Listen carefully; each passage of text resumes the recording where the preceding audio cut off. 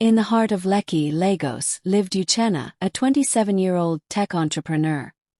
At least, that's what his Instagram bio said. In reality, Uchenna was a Yahoo boy, one of the sharpest in the game. His laptop was his weapon. His words were bullets, and his victims were unsuspecting foreigners believing they had found love. He dressed in Gucci, drove a matte black G-Wagon, and popped ace of spades like it was sachet water. To his crew, Slimzy, Flex, and Big Nana, Uchenna was a legend. He didn't just scam, he finessed. But even the king of the game has his distractions. Her name was Amaka, but the streets called her Yance, a nickname she earned for her curves, confidence, and her signature blonde lace front that always laid flat like money on a stripper's chest. Amaka was not your average slay queen. Sure, she posted fire selfies and owned the Explore page, but she had brains. She was studying business admin at Unilag. Not that anyone cared when she walked into a room. Uchenna first spotted her at Quillox, draped in a tight red dress that hugged every curve like sin. She wasn't dancing. She wasn't even trying to get attention. She was attention. He sent a bottle. She rolled her eyes. He walked up. She gave him one glance and said, "You're not my type." That only made him more obsessed. Uchenna loved the chase, and Amaka knew it. They started texting. She never replied too quickly. She never asked for money, but always hinted at things she wished she had. A new iPhone, Balenciagas, a weekend in Zanzibar. Uchenna, the money king, thought he was playing her. What he didn't know, Amaka had her own game. She had dated ballers, politicians' sons, and even a music exec who tried to sign her just to get closer. But Uchenna was different. He had secrets, and she could smell them like blood in water. She started digging. Amaka started connecting dots. Uchenna's constant mentions of being into tech, but never talking code. The random trips to cybercafes. The time she saw him delete chats when she glanced at his screen. One night, while he was passed out from Hennessy and weed, she went through his laptop. What she saw chilled her. Hundreds of fake profiles. Email conversations with lonely widows. Screenshots of bank transfers. Even a notepad of scripts. Sweet lies polished to perfection. She copied everything. And she didn't leave. Amaka didn't confront him. No, she let things play out. In public, they were Lagos' hottest couple. The blogs wrote about their romance, about how Tech Bae and Instagram Queen were taking over. Brands reached out. Influence deals started flowing. Life was sweet. But in private, Amaka was building a case. She contacted a friend, a DSS officer, and fed him every detail. Then she made a demand. Immunity. In exchange for Uchenna. It happened on a rainy Thursday morning. Uchenna was flexing on IG Live, showing off a new Rolex, when masked men burst into his Lekki mansion. Laptops were seized. Phones taken. His guys were rounded up. He was arrested, confused, betrayed. And Amaka. She posted a cryptic story. Not every baddie is for vibes. Asterisk.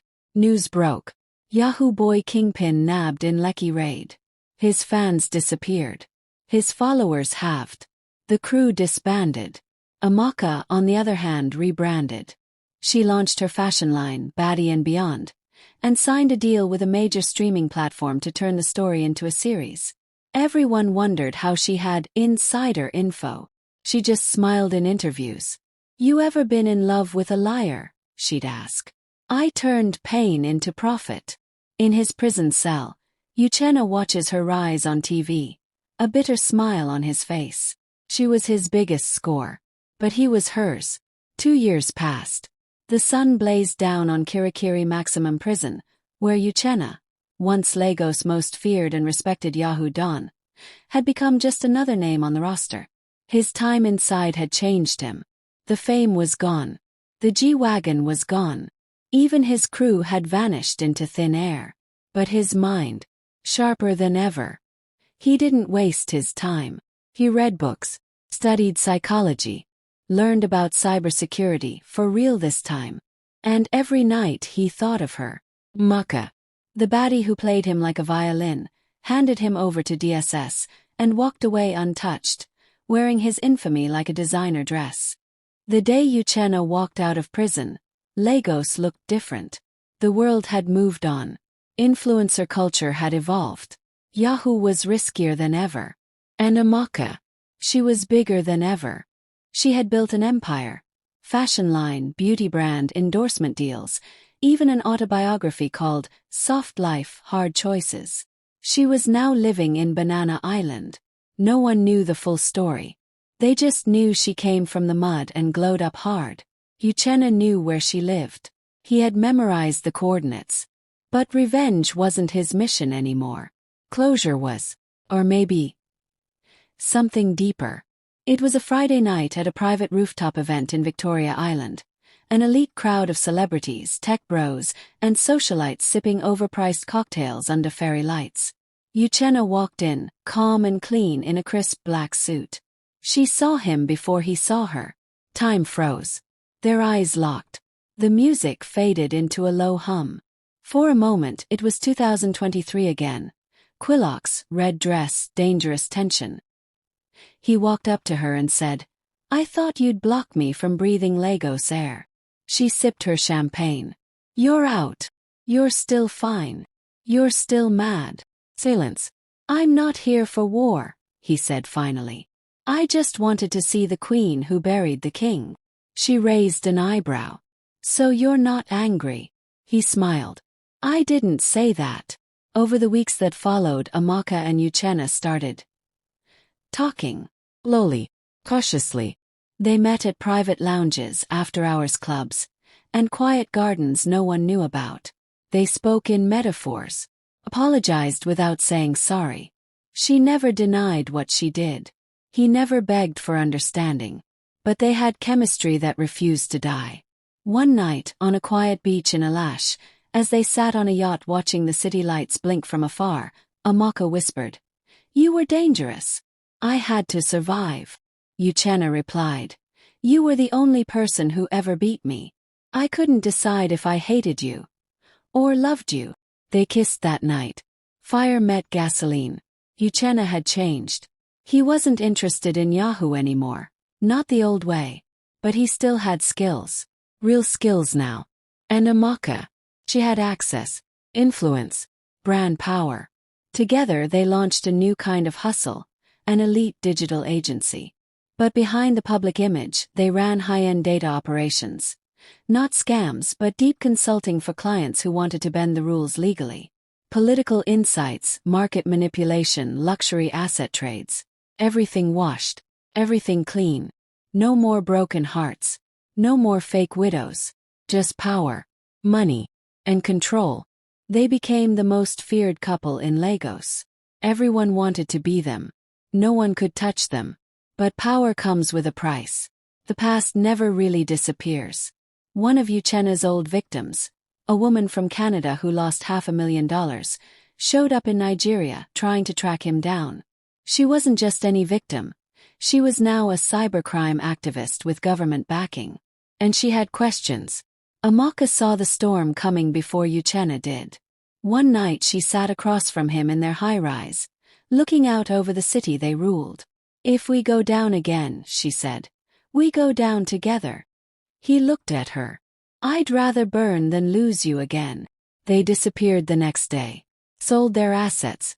Liquidated accounts. Wiped everything. Some say they moved to Morocco. Others say South Africa. Some whisper they run a ghost tech firm in Dubai under aliases. But once in a while, photos surface. Blurry images of a stunning woman in gold and a sharp-eyed man in Versace slipping through VIP exits or spotted at private airports. Legends now. Uchenna and Amaka. Lovers. Enemies. Hustlers. On a blog post titled "The Baddie and the Kingpin," "Where are they now?" someone commented. "They didn't fall in love. They rose in it." Another reply read, "They're not criminals. They're just smarter than the system." And someone else dropped just one word. Uncatchable. 5 years later, a luxury villa tucked in the hills of Marbella, Spain, stood quiet. No guards. No cameras. Just silence. the kind only earned through money and complete invisibility. Inside, a little boy with sharp eyes and a dimpled smile played with wooden blocks shaped like continents. His mother, graceful in silk, phone in one hand, wine in the other, watched him from a distance. A man stood on the balcony, face turned toward the sea, tapping on a custom-built tablet encrypted beyond military grade. Uchena. Maka. They no longer needed Lagos, the limelight, or fake names. Now they had a son. And an empire built in silence. No posts, no interviews, no tracks. Just power passed down in whispers. The world had moved on. But legends, they just change addresses.